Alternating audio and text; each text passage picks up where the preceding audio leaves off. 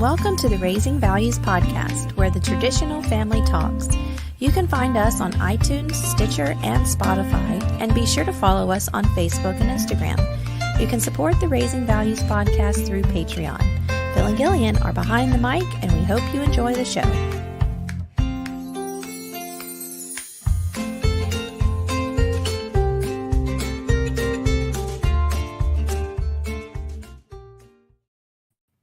Good morning and welcome to Raising Values. Good morning. Good morning. It's a PJs and coffee morning at the Rabley household. Yes, I did get a little dressed, but I slept for 12 hours last night because I'm feeling a little run down. I'd rather get the sickness out of the way before school starts. But in my defense, I did ask you, I'm like, do you want to cancel the stream this morning? And I know, like, it's 9:15. I'm still asleep at 9:15, which I hate doing because I don't know. I don't like sleeping late because I feel like I've wasted sunshine I've wasted the day. But I went to bed at 9:30, so I slept 12 hours, just not feeling great. the answer I got was not English or human. It was kind of... Well, I am a little bit of a troll in the morning, and I will admit, I'm sorry, I am not a morning person at all. I have witnesses now. And especially when I don't feel good. So I just have a little tickle in my throat, and I don't want it to go any further. So I just went to bed early last night and stayed asleep. And I did wake up at 1 o'clock to take some NyQuil. That's probably why I slept the rest of the 12 hours. That'll do it. Anyway, but couple of things first. Business first. We are, and I've said this in our last episode, not last week, but the week before last, that we are working on new merch for this show and Matter of Facts. And the guys, Andrew and Phil, have given me direction on the graphics for the new merch for Matter of Facts, and I've gotten 4 things done. Yep. So those are going to be sent hopefully today. I'm going to work on the last little graphic that they want for a shirt today, and then we'll send it off to Southern Gals to get mocked up on shirts and things like that. I have to say, y'all, this new merch for Matter of Facts and Raising Values, not to toot my own horn, but it's really cute, funny. Theirs is really funny, and it's totally Phil and Andrew. I can't wait for y'all to see it. But as soon as it hits the website for you all to order, there's going to be t-shirts. You can get it on koozies. I'm sure Chris and Tiffany will work with you if you want it on something else, like a sweatshirt or something like that. But we are moving away from great big logos on our shirts because nobody wants to wear a logo. That's just my opinion. I don't want to wear just a big logo. So these are funny. They're subtle. They're cute. Some of them are not subtle on the Matter of Fact side. Well, no, on the Matter of Fact side, they're not subtle. I wouldn't go with cute either. They're... Oh, the tactical raccoon is. The tactical raccoon. I love it. I'm going to get one. I'm going to get one of the tactical raccoon. There's 2 tactical raccoons, actually. So anyway, so that's the business for the merch that's coming. Please be aware of that. And we will, I think, probably on the next episode, we'll put the graphics up so you can see what's available for Raising Values. And then Phil and Andrew can do the same for Matter of Facts. So that is that side of business.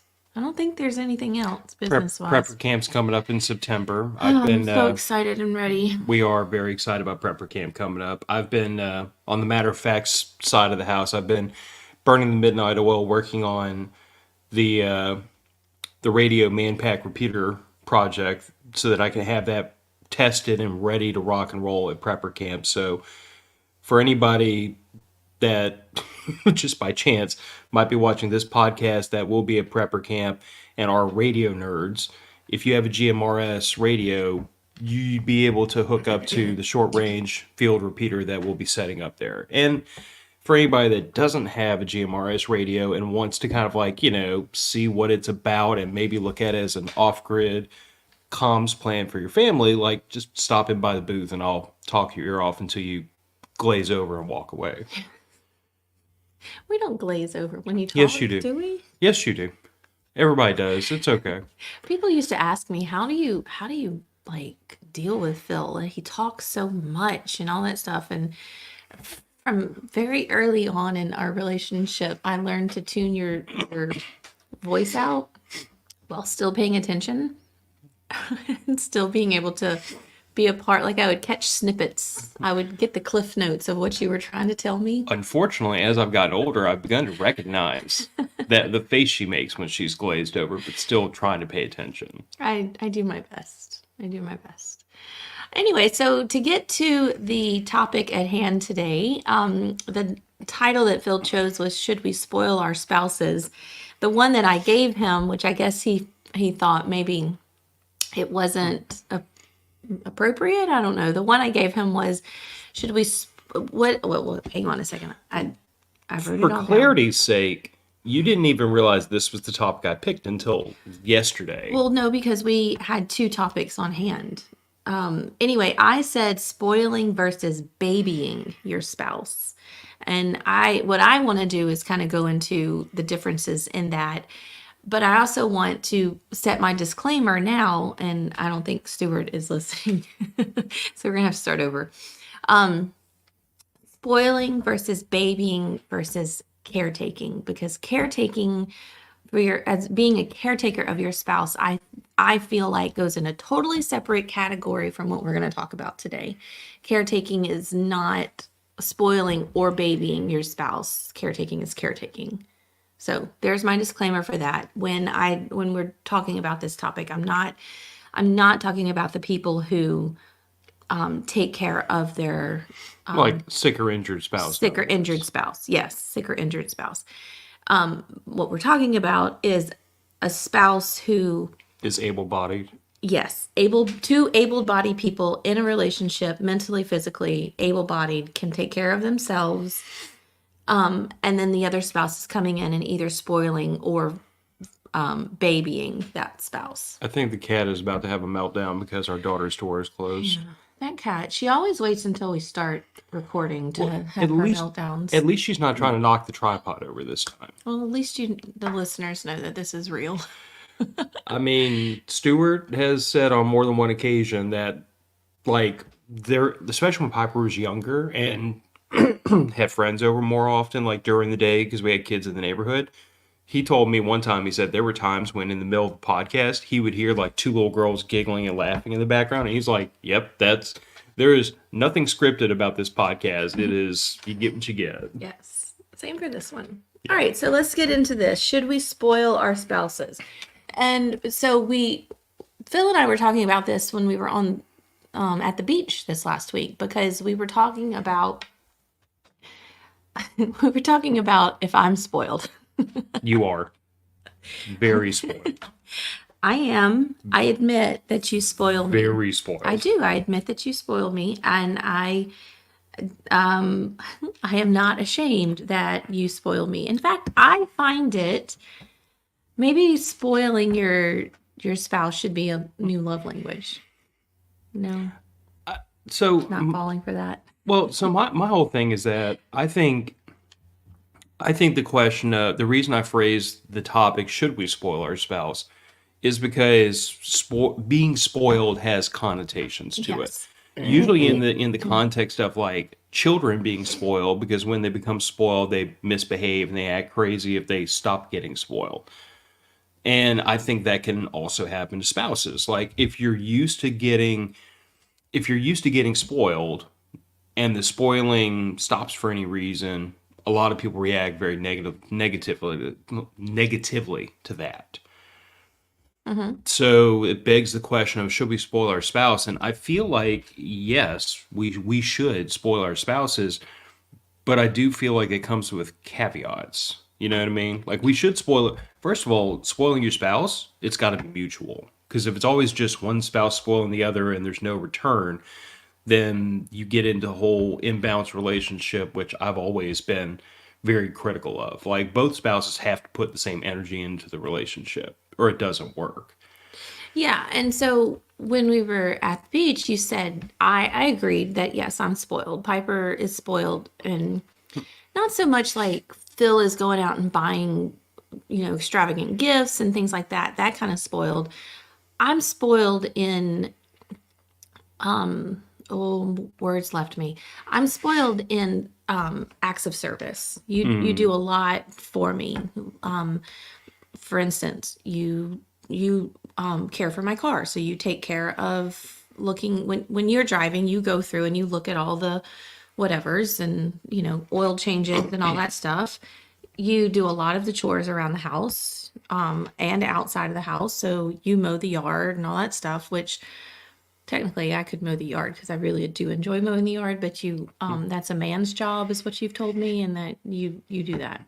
But you do a lot of acts of service for me and Piper, and it is a lot of spoiling. For instance, sometimes we eat in front of the TV, sometimes we eat at the table. But when I'm finished, I don't necessarily want to get up right this second to bring my dish to the sink. And when you get up to go to the kitchen or whatever, you'll take my dish and bring it to the sink. And people could see that as being spoiled. And that is, on my scale of spoiledness, that is, a small act of service that you do that spoils me. You take my stuff to the sink and I don't have to get up. You let me sleep in. You do all these things for me that, I mean, I don't know. I don't think that my demeanor changes. I don't think I look for you to do those things. Like, I don't put my dish down and think, oh, well, Phil's going to pick it up. No, but I'm nodding my head yes because I think that's where I was trying to go. Was that Okay, sorry. if you're spoiling your spouse, but then if for some reason the spoiling stops, because there might just be a day where I'm tired. That happens occasionally. There could be a day when I'm sick or whatever. And when those things that I normally do don't get done, your immediate reaction is not outrage or entitlement. It is, okay, I just have to be an adult and take my own plate to the sink today. So I think that there's a dichotomy there where, like, if you're spoiling your spouse, like I said, it has to be even energy on both sides, but there also has to be some reasonable expectation of, like, sometimes your spouse just isn't able to spoil you. Like, I was thinking about this leading up to this topic, but like when we were younger and had fewer responsibilities and fewer monthly bills, we were able to go out to eat more often. We were able to go do stuff more often. Now, keeping this thing stood up or over our heads costs money. So we've had to arrange our budget in such a way that, like, we spend more time cooking here at the house, less time going out to eat. The vacations, because of the things that we want to do sometimes, we don't get to have a vacation every month or every other month. We have more responsibilities where we can't just like cut loose for a weekend and blaze out to the beach. We can't do those things anymore. We're old now. I should know. Old and responsible. But I guess my point is like, we've had to change some parts of our life to where the spoiling has to occur in different ways a lot of times. It is a lot of me running around taking care of stuff here around the house so you and Piper have more leisure time. Yeah, and I think you could look at that. Somebody from the outside could look at that as you spoiling us, because you do run around here, and we've talked about this on the show. You run around here during the weekends, just this chore, this chore, this chore, and I'm always like, just sit down. It's like your weekend too, so sit down and just kind of relax for a little bit. We'll get to the chores. Like, it's not like we live in filth. I think there was a point in our marriage when we first moved in here that there were piles of chaos everywhere. And that was because our life was chaos. I was chaos, even though you say I'm still chaos. But it was a reflection of where we were in our lives. But now there's not any chaos, and one of the reasons is because you said that it drives you nuts to have piles here and piles there, and the whole island was mail. Why was I holding on to mail? And so it was just chaos, piles everywhere. And I didn't realize how much it bothered me to have that everywhere too. Same for our bedroom. Like, we have my Nana's old chest at the foot of our bed. Well, at some point that became a clothes rack. And Became a junk pile. yeah, and so I try my best to keep that clear as much as I can. And I've been doing a really good job of that over the last few years. But you run around here on the weekends getting things done, and it's not because I won't get off my butt and do them, because I will get off my butt and do them. You like to stay busy, for one. I have to stay busy. You have to stay busy. And I don't think it bothers you that much to do those things. Does No, it? not really. But I mean, my personality is also one of like chores have to get done before anything else.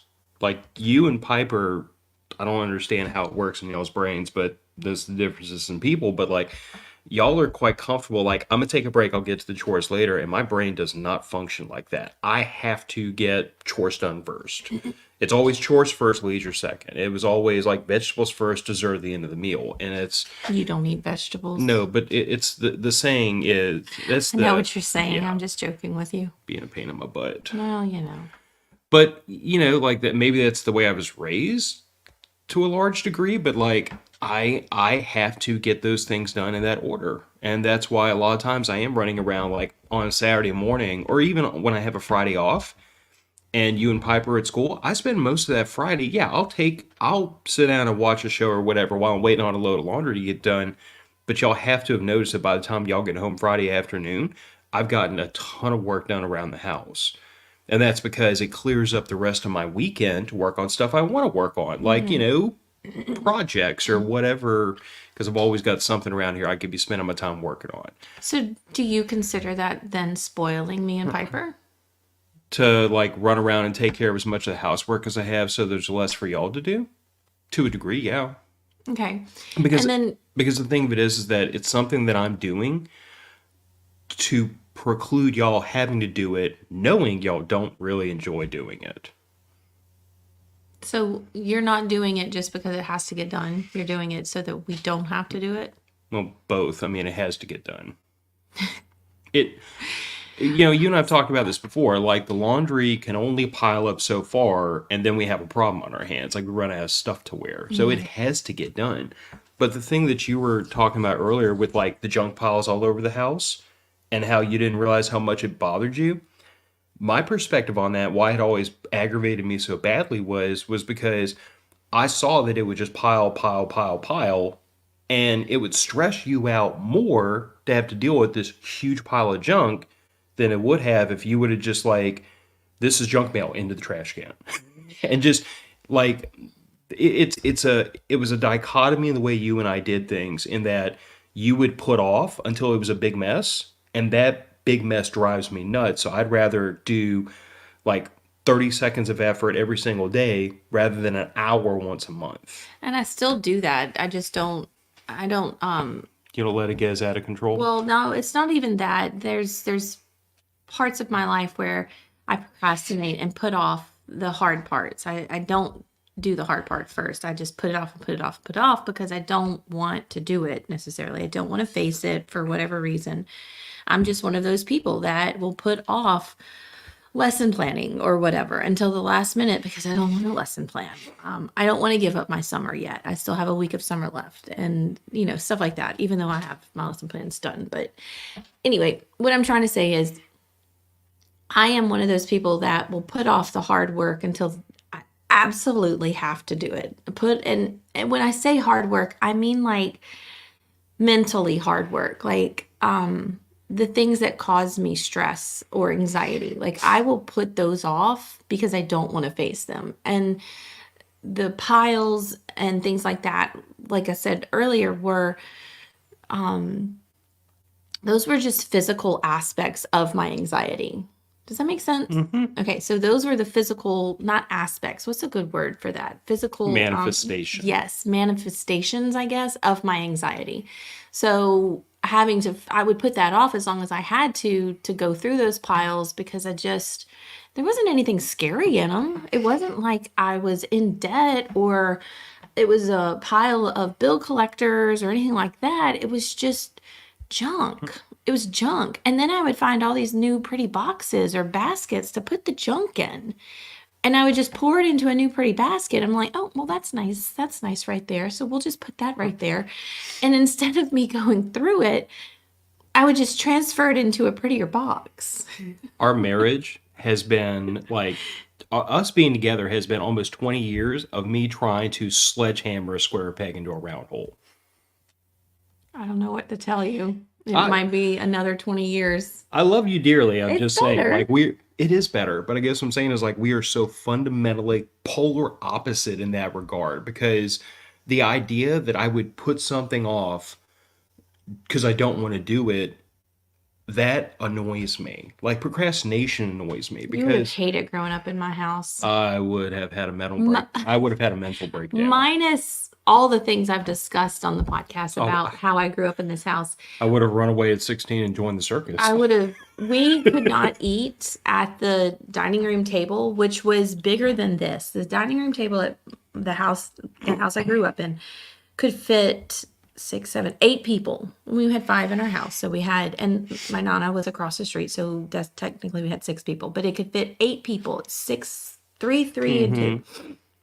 Huge, huge table. And And it was piled up with everyone's laundry, not folded, weeks worth, why?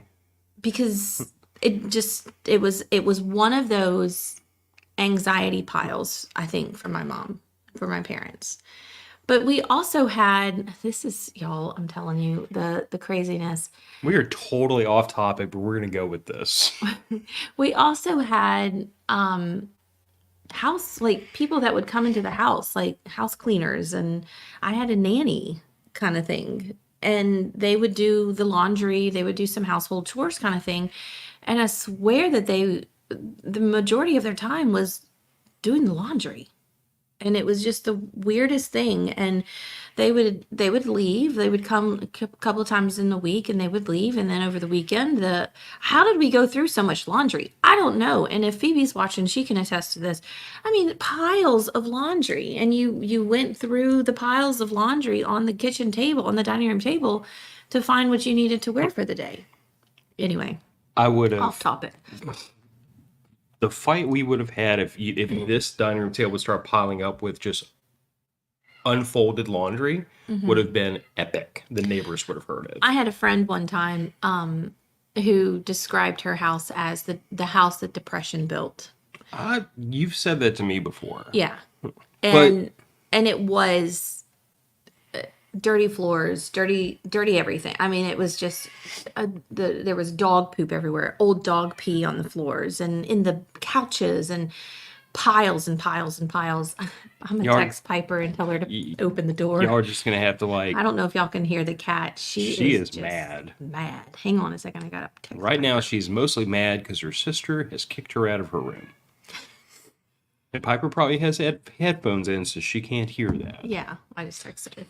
But Anyway, back to the topic. I think we need to get back to the topic. So, spoiling your spouse versus babying your spouse. so here's how we tie everything you just went down towards this. I would say there's a thin line between spoiling and babying your spouse, and honestly, I don't think it comes from the perspective of who's doing the act of service. I think it comes from the perspective of the other party.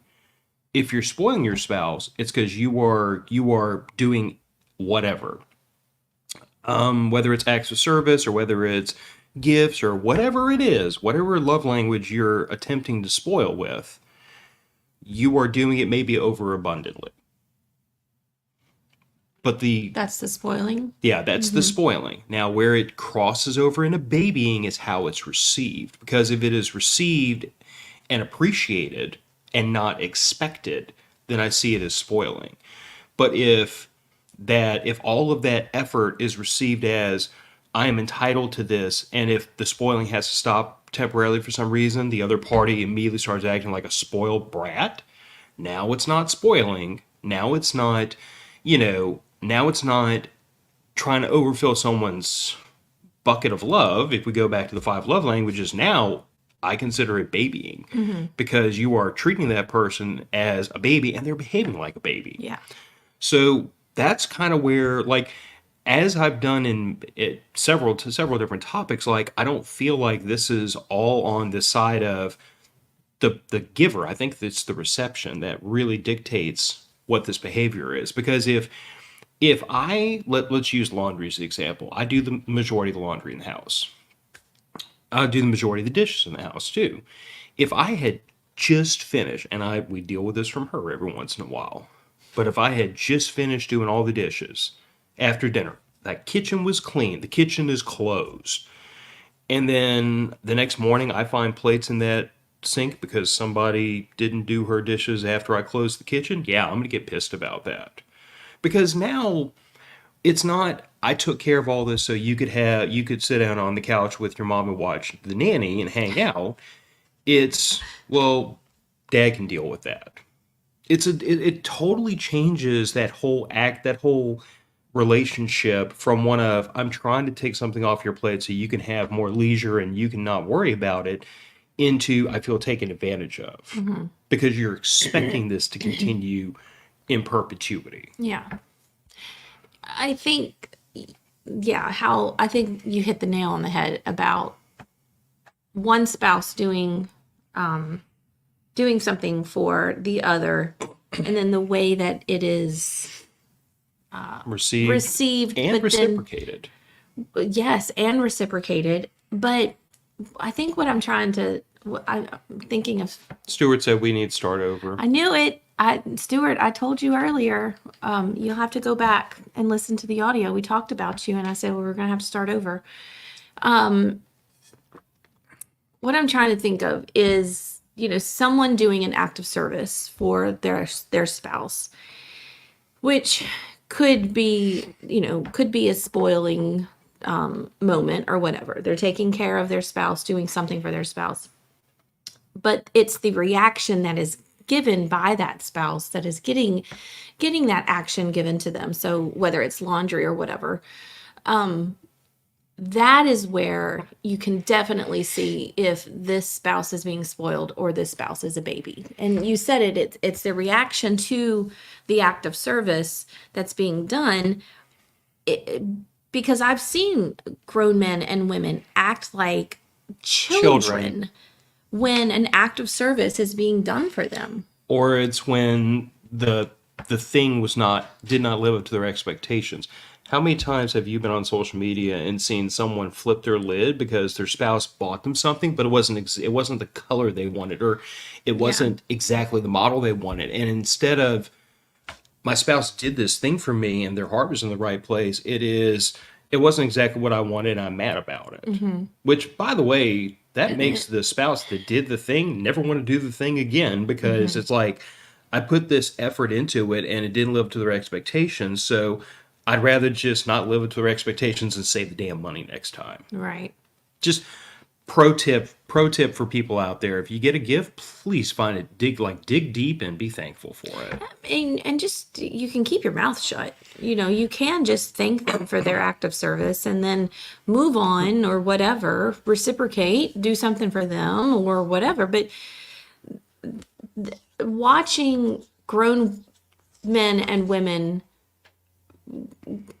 have something done for them and then complain about and it. then complain loudly, obnoxiously, like a child. I've been in situations where I've had to walk away. Like I can't be around people like that. I get too mad. I get too upset because it's like, dude, this person, or they're doing something because it's obviously out of love, that they feel like you deserve it or something like that. It's coming from a place of love, but you were acting like such an asshole because you didn't have it done the way you wanted to, or your expectation wasn't met exactly how you thought it should be, or whatever. I don't know. I think I will never complain because you folded a shirt wrong. I will never complain because you don't do, you didn't put the cup in the right place in the dishwasher. Because Okay. Because you were doing those things that I don't like to do. So you go for it. We fold how you want to fold, and we put dishes in the dishwasher how you want to do it. Can we have a moment of honesty? You and I don't fold shirts the same way. Have you ever noticed that? Or towels? I haven't noticed. Have you Because ever? I don't care. But have you fold it and put away? But have you ever? Okay, you've never caught me refolding my shirts. Do Because, you really? yes. Okay, now, Why? honesty That time. it's Honesty oh time with the boy. listeners. I have an extraordinary case of obsessive compulsive disorder about a lot of things. Like, things Mm-hmm. have to be exactly the way they're supposed to be, or I cannot. If I have a shirt folded the way she folds them sitting in my drawer, I will stay up at night staring at the drawer. It makes no sense, and I know it makes no sense, and that is the definition of OCD, is that it's an irrational compulsion, and I get all that. But for my own sanity, I have to fold the shirt the way I want it folded. But I never tell her, "Hey, you Well, you've folded my." told me now. But I'll never. But my point is, I don't complain about it because Sounds like a complaint to me. it's not. It was more for the listeners. But the point is that Well, now I need to know how to fold your shirts. don't worry about it. I'll refold them. But the point is that I'm never going to complain when if you do a chore that I normally do, you're not going to hear a word out of my mouth about, oh, it didn't get done the right way or it didn't get done the way I want it done. Because what you've done is you've taken something off of my plate that I usually do, which has freed me up to go take care of something else and get my to-do list done faster so that I can sit on the couch with you and Piper, or I can go work on a project. And I recognize that as like the purest form of wanting to help your spouse. So under no circumstances am I going to complain because the towels weren't folded the way I wanted them folded. I've literally told people this before. Like, if your spouse is doing something for you, say thank you and shut up. If it doesn't get done exactly the way you want it done, just shut up about it. Like, it's getting done. But I will also say that, like, there are reasons why there are certain things that I have asked you before, like, just please let me take care of it. And it's never like me man you woman. It is totally, I have OCD. I have to have that done the way I want it done or it'll drive me nuts. I'm never going to ask you to do it the way I want it done, but for my own lack of losing my marbles, I have to do it the way I want it done. 20 years and you've never told me I should fold your shirts wrong? It's not, but the thing is, it's not And the wrong. towels, I fold the towels just like you fold them. The next time you fold them, I'll prove it to you. I do like that you said just say thank you and do Yes, it. absolutely. Just say thank you because again, to me, like I recognize the effort being expended and I appreciate the effort. And I'm not going to react to someone trying to do me a favor negatively. It makes no sense to me, you know? It's like it just I can't wrap my head around the idea that like I would be upset that my wife is trying to help me do something. Yeah. I think We do have comments we yeah, have to circle and back there's to. that last one that Kyle made. He said I think it's you always do that to me. I know, but I And got then put I up on the can't read screen. that one. I think it's good to spoil your spouse, but sometimes life comes in hard and fast, and survival together is the best you can do. 100%. Absolutely 100. Yes, absolutely 100% because life happens. And I think I'm fortunate because laundry and dishes are a part of life and so they have to be done. And Phil doing those for me are like love it. Thank you for doing those two things. I hate it. I do not mind sweeping and mopping the floors. The other day, I was pulling clothes out of the dryer, and she said, "Hey, I'll trade you if you'll do the dishwasher." If you unload the dishwasher, I'll do the laundry. No earthly idea why that was the lesser of two evils, but whatever. Yeah. Well, it is. Anyway, yes, life comes at you. Phil and I do not, I mean, besides our regular everyday things that have to be taken care of around the house, we're not spoiling each other every day. You know, it's not like he comes Can't. home with flowers. He doesn't come home with flowers anyway. It's not like he comes home with flowers every day and, you know, turns down the bed or runs my bath or anything like that. None of those things happen. Well, It's not an everyday spoiling thing. But I think, Kyle, to what you're saying is the big things can't be done every day, but little things can be done. yeah.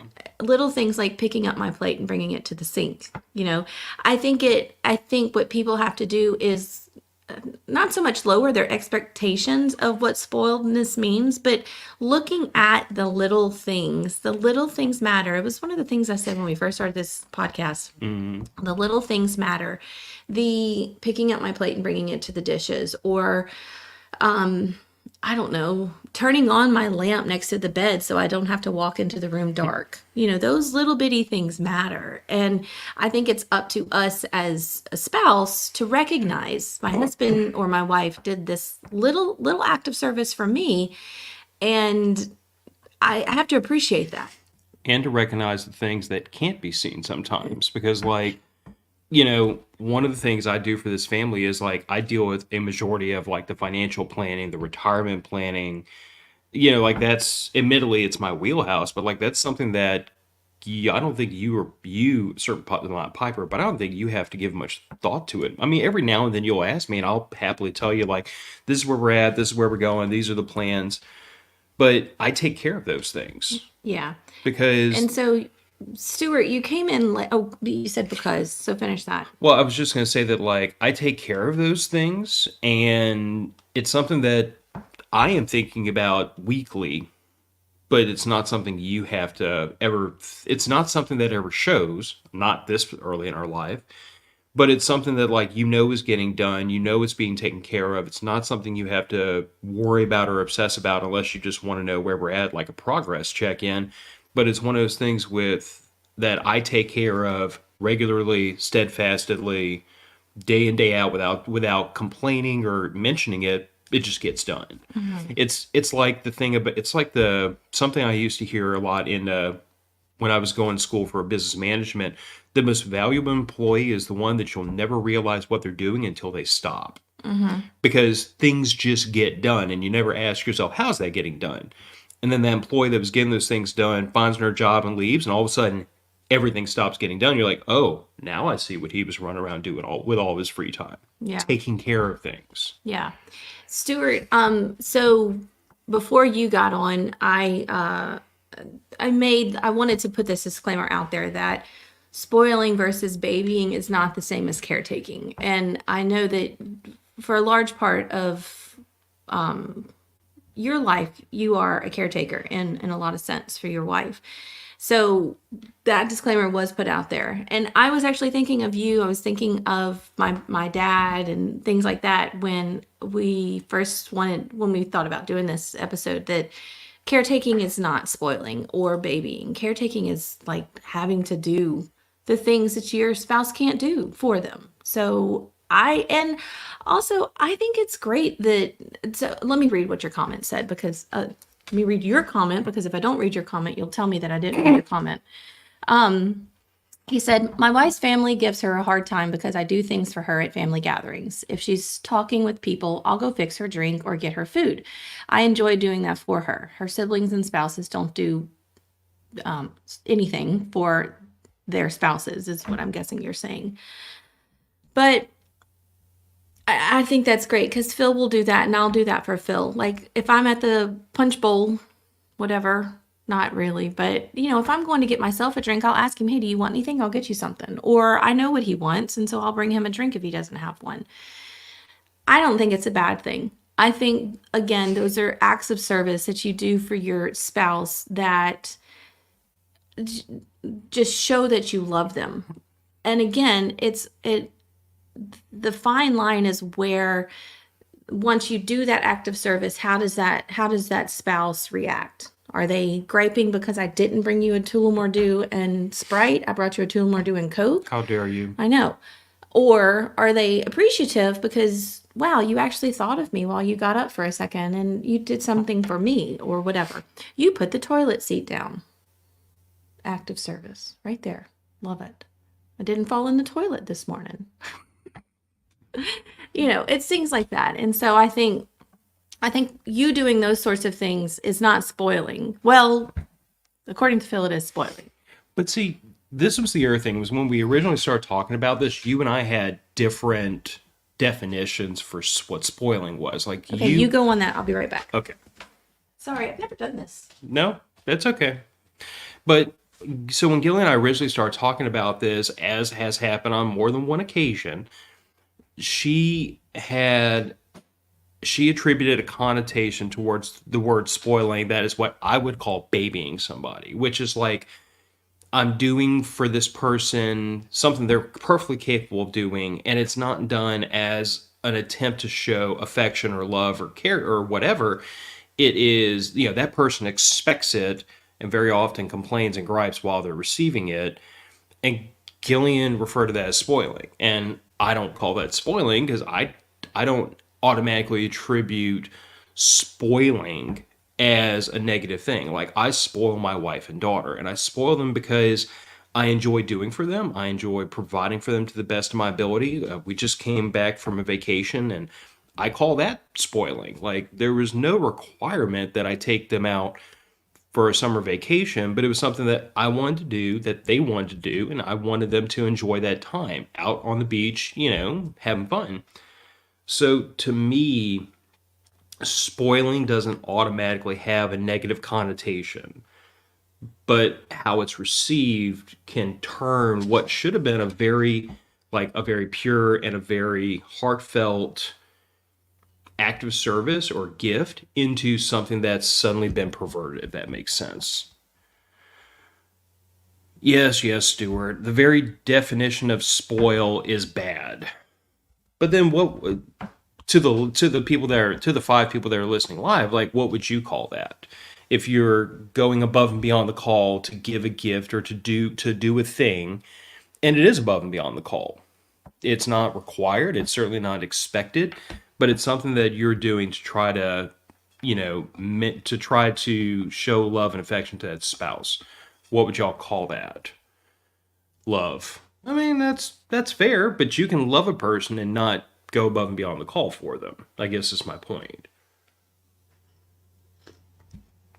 And then to what do we say when we're at those points of our life where like Kyle was saying earlier, where like survival is the best you can manage? Because Gillian and I went through a period in our life, for a couple of years right after Piper was born, where like life was hard. We were treading water in this relationship. We were struggling we were struggling partly because like I was job hunting, I'd gotten laid off. She was dealing with the depression and the anxiety and postpartum. And like, we were in a situation, her emotionally and us financially, where going above and beyond the call in many ways was just not possible. I will say that during those periods of time, I took on a phenomenal amount of the household chores and taking care of Piper. Like I did everything humanly possible to take the load off of Gillian because of what she was dealing with. So maybe Stuart was right, as much as it annoys me to have to admit that. So I guess if you love a person, you will do everything within your power, with the understanding that sometimes what's within your power is just not what you wish you could do. So anyway, so I guess we answered the question of the show. Should we spoil our spouse? No, we just don't always call spoiling the same thing. Like to me, I don't know. I've heard it said that you spoil your spouse, but never with a negative connotation. But then again, when you do the same thing to children, it does have a negative connotation. I am wide open if anybody wants to explain that little nugget to me. But there just might not be an explanation for that. Here comes Gillian. It's okay. I had to go off on Did you hold a the fork rant. down? I rambled. Okay, I'm back. Sorry. So You Stuart, did good, kid. you weren't even watching. I could hear you. Oh, so what Stuart was saying was that the very definition of spoil is bad, and Yeah. I asked, "What would y'all call going above and beyond the call for your spouse?" And he said, "Love," Aw, which led it's me true. which led me down the road of like talking about when you were fighting with postpartum and right after Piper was born, I was job hunting after having been laid off for several months. So like we were in a financial position where like we had to tighten our belt, cut every single corner that could be cut because we had to. That was what we had to do. I don't know. I mean, it was a rough time, and there were no Friday night dates in the budget. There was barely Christmas in the budget for Piper's first Christmas. So I did what I could, but what I could wasn't much, at least from my definition Yeah, of but you spoiling. still did, well, for your definition of spoiling. But again, I think going back to what we've said 100 times on this episode, it's how your spouse or your loved one or whoever you're doing the spoiling, quote unquote, or showing your act of love to, how that is received, and then I can't ever think of this word, how it's received and then their reaction to it. I think because you said last week I'm spoiled, but you said that you don't think that you're spoiled. I Why? don't. Well, because I don't know. Why? I want to know why. Why don't you think that? And a lot of this I feel like is just down to personalities. Like me personally, I'm always just going, going, going, going, going. So I don't know like how you would. I just had three conversations in my head and then I thought of it. You've been doing that a lot lately, I know. pulling Gillian's. But what I was thinking was, you remember how we were just talking about like the load of laundry you took off my hands the other day? Hmm. When you do little things like that for me, I do feel spoiled. Oh, okay, good. Because I was again, wondering because I was when we were having this conversation at the beach. I I mean, I don't do I always do that? No. Do I get up and run to the laundry room because you're getting up to run to the laundry room to go do the clothes? No, I don't do that. But when you said that you didn't feel like you were spoiled in the context of what we were talking about, um, I don't know. I don't know. My feelings didn't get hurt, but I just kept going, well, why doesn't he feel like the acts of service that I do for him spoil him? I mean, he thinks that the acts of service that he does for me is spoiling me, and but I do the same. I do same things. I reciprocate that quote unquote spoiledness, but he doesn't perceive it as being spoiled. But he also thinks that you should spoil your spouse. So I was at a crossroads where I was like, well, how do I spoil him then? If he doesn't think that I spoil him already and he thinks he should be spoiled, then how should I do that? well, but like I was saying, I do think a lot of it comes down to the fact that like I'm just constantly focused on like what's the next thing to do. Hmm. So it took me a minute to think back to like, oh yeah, every now and then she does jump up and help with those things, and that takes something off my plate, and it does dramatically accelerate how fast I can get to the end of my to-do list. Well, I'm just saying Two of us working on the household chores always gets things done a hell of a lot faster. but if I jump up and do those things, then how will you spoil me? Hmm. If I jump up and do those things, how will you be spoiling me? You'll have to think of something new. If I get up and do the dishes and the laundry and make sure that everything's done, So is this the if I stay in my pajamas and scroll on my phone and watch the nanny, then I'm able to spoil you? wait, say that again? If you, So if you don't do all those things, I can spoil you. But if you pitched in with those things, then I have to I'm find just new ways to saying spoil. in what ways will you spoil me then? You'll have to think of new ways to spoil me, quote unquote, spoil me. If I get up and do all of the household chores by myself, then You're such a giver. what,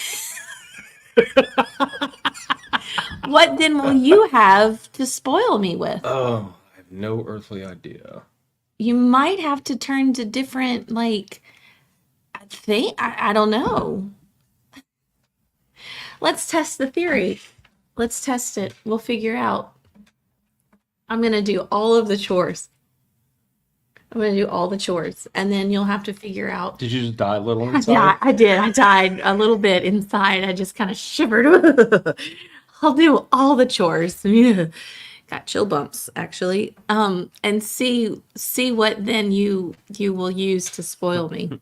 If spouses should be spoiled, but I'm taking away all those things that you use to spoil me, I'll make sure. Uh oh, I'm getting text. Okay. Stuart, I can only massage one of her feet because she can't feel the other one. I can feel it. It's just painful when you massage my feet. Anybody. And like when I go get a pedicure, I tell them to skip that foot. But anyway, we don't need to get on that. Anyway, we'll see. Okay. I don't want So to do this. do I what? don't want to do the laundry and I don't want to take over all the household chores. I know you don't. I'm just gonna feed you the rope though. You're gonna tie it around your neck and a big old bow and everything for me. Whatever. Okay, so per you and Stuart, apparently we don't refer to all these acts of service as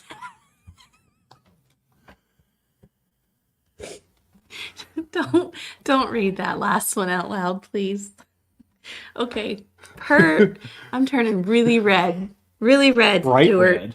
All right. Anyway, So per you and Stuart, what I've referred to as spoiling is not spoiling. It's just acts of service. It's showing love. And I agree. what I would refer to as babying someone is more akin to what you refer to as spoiling. Yeah. So, like for instance, I put it in my notes because I've seen this. I've seen this before where Mama is spoiling son and spoils son even until he's an adult. Maybe he's already married. She's still being spoiled by Mama, Good job, Mom. and then you know, he gets married, hands him off to the wife, and it is expected of the wife to continue the spoiling of this man child. Because that's what he is. He is a man child. Or whatever. Works the other direction too when you raise a princess. I'm not suggesting that I it doesn't know. work the other way because I totally agree. And I am against that as well. That, daddy or whoever is raising this princess girl, this man woman, or not man woman, woman child, and then she gets married and has those same expectations thrown onto the husband to do those things. It works both ways. I don't even remember where I was going with this because you interrupted me. But anyway, My bad. that to me is spoiling. That whole act of service is done, and now the person that the act of service was done for, act of love was done for, is throwing a fit because it wasn't done the right way. It's like handing a child a strawberry lollipop when they really wanted the cherry, and so they're gonna pitch a fit on the floor because that's not what they wanted. And in my head, when I see a child act like that, it's not proper behavior. I understand it. I get it. We're teaching our kids how to work with their emotions and learn what those emotions are and how to properly react to those emotions. But as a man or a grown woman, acting like that is just disgusting to me. It is so disgusting to see an adult act like a child when something is being done for them or out of an act of service or love. And it could be a total stranger. I've seen things where a man opens the door for a woman walking into a store and the woman gets so bent out of shape because a man did that. I can do that. I can hold my own door. I can get my own door. And it's like, dude, just say thank you and walk. Like, just say thank you and walk. I don't know. You're going to get me on my soapbox. Now, can I drive another line of demarcation between what you just laid out and something else? Of course, that's what the podcast is for. So, if we're spoiling our children to the degree that they grow up expecting that level of behavior, there's another side to that, which I've told you in the past, like, my viewpoint on raising children is like, the only way Piper is ever going to know what conduct to expect from a boyfriend, maybe a future husband, is if I demonstrate that to you. And she'll grow up saying, that's how dad treated mom, that's how men should treat me. And that's why it's always been super important that to me that like Piper sees the two of us be affectionate towards each other. Piper sees what a healthy man-woman relationship is supposed to look like. Yeah. And that bar, I would hope, is going to be set fairly high so that if any idiot little teenage boys try to act improperly with her, she's going to be like, no, that is not the way my dad treats my mom. You're not going to treat me that way. That is not acceptable. Mm-hmm. So, what I would say is that there is a case to be made for little boys and little girls to be taught this is how a potential spouse should treat you. Yeah. But like you said, that cannot progress into spoiling, because now not only have you set up that your child's potential future spouse for a hell of a hard life to try to live up to an unfair expectation you helped that child set, but you've also set that child up to probably be alone for the rest of their life. Because most people are going to say you're spoiled and swipe left, swipe right. I was never on Tinder, so it's whatever the swipe that means go away, never come back means. Mm-hmm. I think too, because I was thinking while you were talking. She glazed over. Well, sort of, but I keep going back to, some things that I've seen recently. When one spouse expects it, I don't think we've said that on this, have we? Mm-hmm. Oh, okay. But keep going.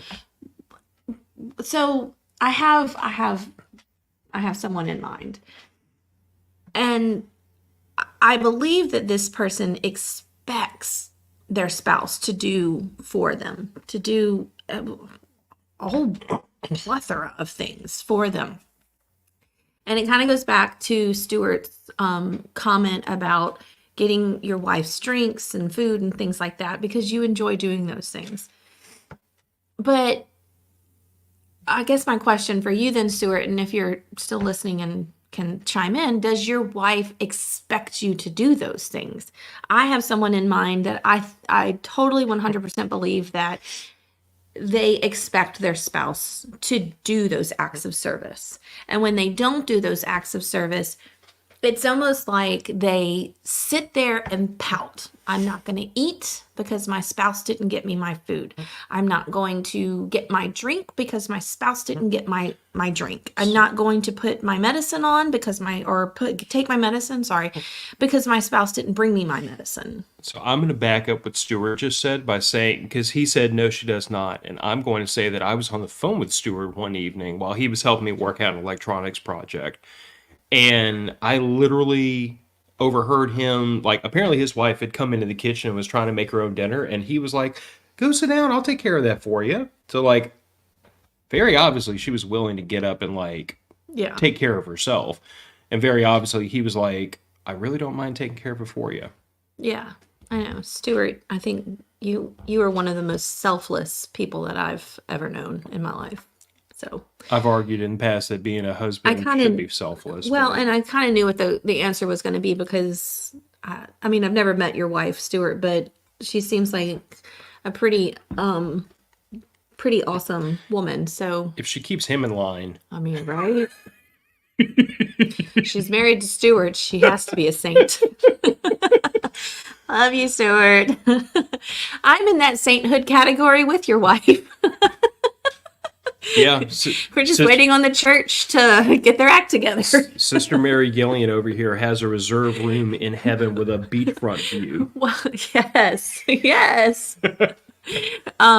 Kyle did say up in the very top that Gillian can teach children, heal the sick, and she's the tribe mom. I think that's sainthood right there. Anyway, I think we've kind of gotten off topic, but we do that. Well, we do. Anyway, I don't know. I think we've kind of hit the point home of spoiling versus babying versus caretaking kind of thing. Yeah. I look at it as what turns any one of those, and no matter what noun you want to hang on the act, I think what turns any one of those acts from a positive thing to a negative thing is when it is no longer appreciated and it becomes expected.